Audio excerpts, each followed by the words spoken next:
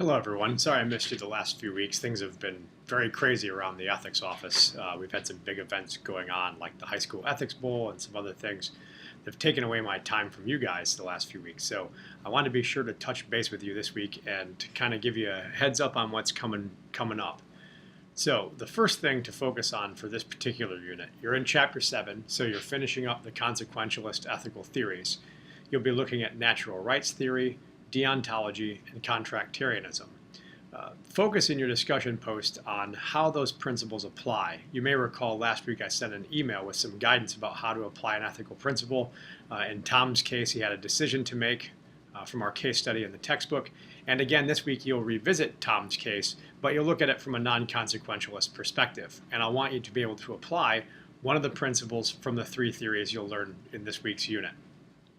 This is good practice because it's setting you up for success in your critical thinking papers, the meat of which is the section on application, where I'll be looking for you to use the application section. So take an ethical principle, weigh out the options, and then look at it from a theories perspective. How would, say, Immanuel Kant decide what Tom should do? So it's good practice for that.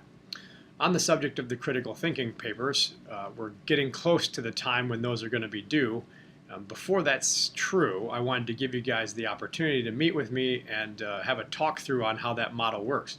So on February 28th, that's a week from this coming Saturday, from 10 to noon on the St. Petersburg Gibbs campus in room TE 237, that's the same building where the tutoring and the testing center are, we'll have a critical thinking paper workshop. So that's the 28th of February, that's a week from this Saturday, from 10 to noon in TE 237 on the St. Petersburg Gibbs campus. You're welcome to attend. I hope that you all will make the time to do that. It's really, really helpful for succeeding on the papers.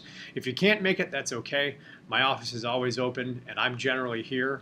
If you'd like to set an appointment to talk about the papers, that's fine too. Just know that I'm here to help you, and let me know how I can assist. And on that note, guys, have a good week, and hopefully you'll hear from me next week. Cheers.